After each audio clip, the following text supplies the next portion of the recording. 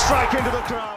வணக்கம் நண்பர்களே, welcome to my channel CCF உங்கள் cricket with mister cocktail furious. இப்போ நம்ம டிஸ்கஸ் பண்ண போற டாபிக் IPL 2025 மேட்ச் 20 ப்ரிவியூ தான். Between Mumbai Indians versus Royal Challengers Bengaluru at Wankhede. It's going to be a superb match. அதுல எந்த டவுட்டுமே இல்லைங்க. ஏன்னா எம்ஐயும் ஆர்சிபியோட ரைவல்ரி பத்தியும் உங்களுக்கு நல்லா தெரியும். They are also old enemies. எப்படி வந்து CSK வர்சஸ் எம்ஐ சொல்றோமோ, எப்படி CSK வர்சஸ் RCB சொல்றோமோ, அதே மாதிரி தான் எம்ஐ வர்சஸ் RCBயும் நம்ம கண்டிப்பா சொல்லி ஆகணும். ரோக்கோ ரெண்டு பேரும் வந்து பாத்தீங்கன்னா ஆப்போசிட்ல விளையாட போறாங்க. ஸோ ஹை எக்ஸ்பெக்டேஷன்ஸ் இருக்கும். வியூவர்ஷிப்பும் வந்து பாத்தீங்கன்னா இந்த ஒரு பர்டிகுலர் மேட்சுக்கு நிறைய இருக்கும். ஸோ அதனாலதான் சொல்ல வரேன். ஐ ஹோப் இந்த ஒரு மேட்ச் வந்து பாத்தீங்கன்னா நல்லா க்ளோஸா போய் முடியணும். யார் வேணா வின் பண்ணட்டும். எண்ட் ஆஃப் த டே நம்ம மேட்சை என்ஜாய் பண்ணணும். That's it. ஸோ இப்போ நம்ம ஹெட் டு ஹெட் போவோம். சரிங்களா? ரெண்டு டீமும் 33 மேட்சஸ் விளையாடிருக்காங்க. அதுல எம்ஐ 19 மேட்சஸ் வின் பண்ணிருக்காங்க. RCB 14 மேட்சஸ் வின் பண்ணிருக்காங்க.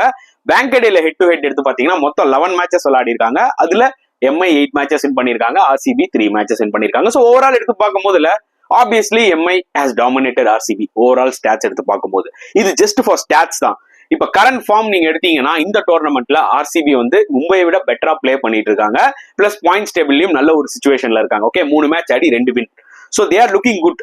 இப்போ எம்ஐக்கு இருக்கிற ஒரு மிகப்பெரிய பாசிட்டிவ் என்னன்னு பாத்தீங்கன்னா Jasprit Bumrah is back for this match. So இதுக்காக தான் அவங்க வெயிட் பண்ணிட்டு இருந்தாங்க. ஏன்னா அவங்க பாயிண்ட்ஸ் டேபிள்ல ரொம்ப கொடுமையான நிலைமையில இருக்காங்க. ஏன்னா 3 லாஸ் 1 விக்டரி, ரொம்ப இக்கட்டான நிலைமையில இருக்காங்க. சோ இந்த டைம்ல உங்களுக்கு ஜஸ்பிரீத் பும்ராவோட அரைவல் ரொம்ப குரூஷியலா வந்து அமையுது. அதுல டவுட்டே கிடையாது. இதுக்கு மேல எம்ஐ ஸ்லிப் ஆக முடியாது.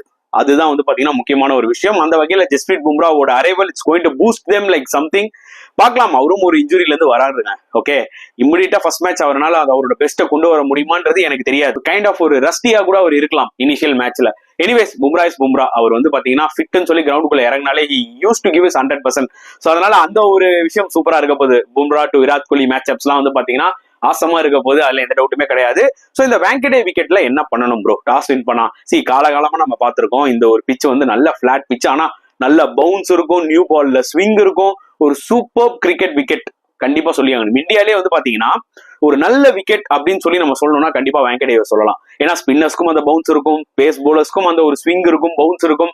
பேட்ஸ்மேன்னாலையும் அந்த பவுன்ஸை ட்ரஸ்ட் பண்ணி ஃப்ரீ ஃப்ளோயிங்கா ஆட முடியும் ஒன்ஸ் அந்த நியூ பாலை தாண்டினதுக்கு அப்புறம். ஸோ சூப்பர் விக்கெட்டா தான் இருக்க போகுது. லாஸ்ட் மேட்சே பார்த்தோம், எம்ஐ வர்சஸ் KKR. நியூ பால்ல வந்து பாத்தீங்கன்னா சல்லு புல்லுன்னு போச்சு. இந்த பக்கம் போல்ட் கலக்குனாரு, சஹர் கலக்குனாரு, அந்த பக்கம் ஸ்பென்சர் ஜான்சன் ஃபர்ஸ்ட் 2 ஓவர் பயங்கரமா போட்டாரு. ஸோ அதனால it's going to be a new ball wicket. Once அந்த நியூ பால்ல வந்து தாண்டிட்டீங்கன்னா எக்கச்சக்கமா ரன்ஸ் அடிக்கலாம். ஆனா அந்த நியூ பால்ல நீங்க தாண்டணும். அதுதான் ரொம்ப ரொம்ப குரூஷலா வந்து அமைய போகுது இந்த ஒரு பர்டிகுலர் விக்கெட்ல. சோ அதனால டாஸ் வின் பண்ண டீம் போலிங் தான் எடுப்பாங்க. அது வந்து குவைட் காமன். நீங்க வந்து மத்த விக்கெட்ஸ்ல நீங்க டாஸ் வின் பண்ணி பேட்டிங் ஆடுங்க நம்மளே சொல்லுவோம். ஆனா இந்த விக்கெட் அப்படி கிடையாது. இந்த மாதிரி ஒரு வாங்கடே விக்கெட்ஸ்ல, அதுவும் நைட் மேட்சஸ்ல it's always better to chase. ஏன்னா அப்பதான் உங்களுக்கு வந்து பாத்தீங்கன்னா எவ்வளவு டார்கெட்னு தெரிஞ்சு அதுக்கேற்ற மாதிரி யூ கேன் பிளே.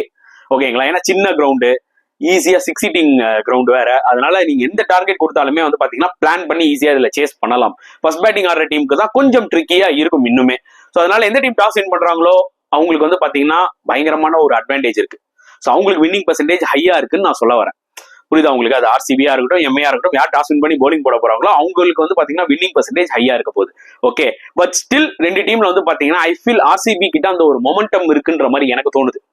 புரியுதா உங்களுக்கு? யார் டாஸ் வின் பண்ணி சேஸ் பண்ண போறாங்களோ அவங்க தான் வின் பண்ண போறாங்கன்றத நான் சொல்லிட்டேன். ஸ்டில் RCB கிட்ட ஒரு சின்ன மொமெண்டம் இருக்கு கம்பேர் டு மும்பைன்ற மாதிரி எனக்கு தோணுது. வெயிட் பண்ணி பார்க்கலாம் என்ன நடக்க போகுதுன்னு சொல்லிட்டு. சோ ஹோம் டீமுக்குள்ள வருவோம். சோ எம்ஐ ஏதாவது சேஞ்சஸ் பண்ணணுமா? ஆப்வியஸ்லி அஸ்வினி குமார் பாண்டேவை ரீப்ளேஸ் பண்ணிட போறாரு Jasprit Bumrah. Apart from that ஏதாவது ஒரு சேஞ்சஸ் பண்ணணுமா இந்த டீம்ல? எனக்கு தெரிஞ்சு எதுவும் இருக்காதுங்க. ரோஹித் சர்மா கம்பேக் ஆயிடுவாருன்னு தான் சொல்றாங்க. பட் அவரோட ஃபிட்னஸ் திருப்பியும் வந்து இஷ்யூவா இருந்துச்சுன்னா மேபி அவர் மிஸ் அவுட் ஆக சான்சஸ் இருக்கு. பட் அவரும் ஃபிட் ஆகி வந்துட்டாருன்னா it will be a strong squad. அதுல எந்த டவுட்டுமே கிடையாது. ஏன்னா அவங்க பேட்டிங் ஆல்ரெடி கொஞ்சம் கஷ்டப்பட்டு இருக்காங்க. புரியுதா உங்களுக்கு? சேசிங்லாம் வந்து பாத்தீங்கன்னா கையில இருக்கிற மேட்ச் எல்லாம் விடுறாங்க. கொஞ்சம் சில பேட்ஸ்மேன்ஸ் எல்லாம் ஒரு பக்கா ஃபார்ம்ல இல்ல, ஒரு அவுட் ஆஃப் ஃபார்ம்ல தான் இருக்காங்க. அது ஒரு கன்சர்னா இருக்கு. சோ இப்ப பும்ரா வந்ததுக்கு அப்புறம் பாத்தீங்கன்னா போலிங் யூனிட் ஸ்ட்ராங் ஆயிடுச்சு. ஏன்னா அவங்க கிட்ட அந்த டெத்ல போடுறதுக்கு போலர்ஸ் பெருசா இல்ல.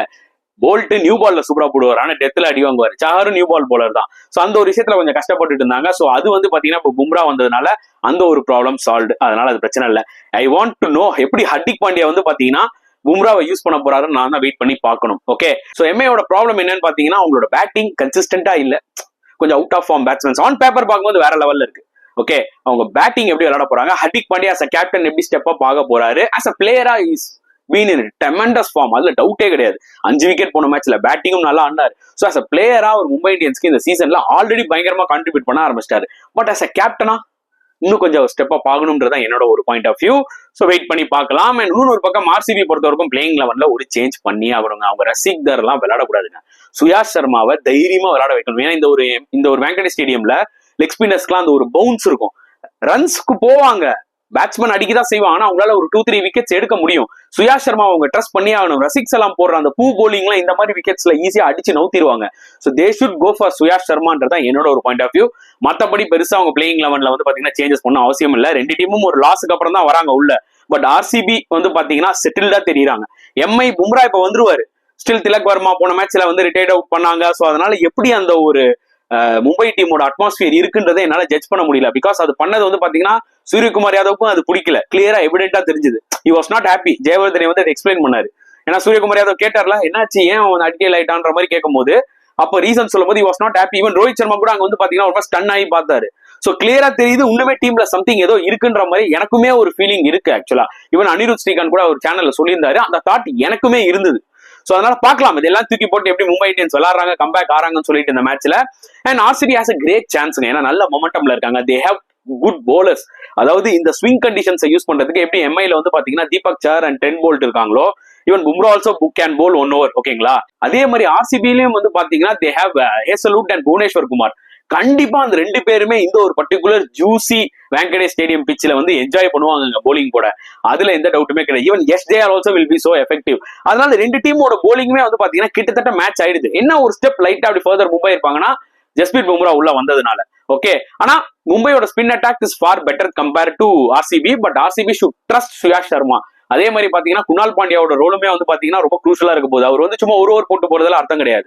அவருக்கும் ஒரு 2-3 overs கொடுக்கணும்.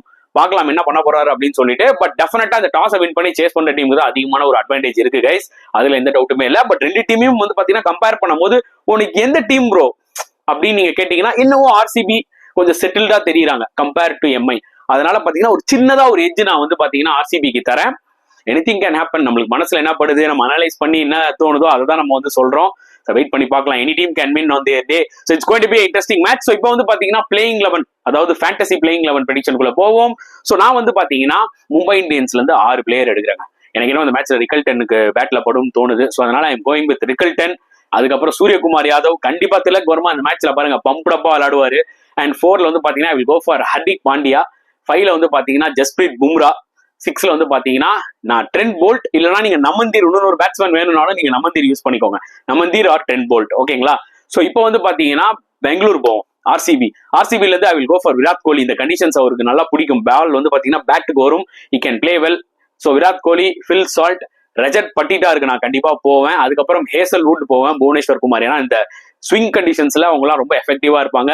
விக்கெட்ஸ் எடுக்கலாம், பாயிண்ட்ஸ் எடுத்து கொடுக்கலாம். ஓகேங்களா? சோ இதுதான் என்னோட பிளேயிங் 11 ப்ரெடிக்ஷன். உங்களுக்கு பிடிச்சிருந்ததுன்னா ஃப்ரீ லீக்ல எடுத்து ஜாலியா என்ஜாய் பண்ணுங்க. அண்ட் இந்த வீடியோ பிடிச்சிருந்தா லைக் பண்ணுங்க, ஷேர் பண்ணுங்க.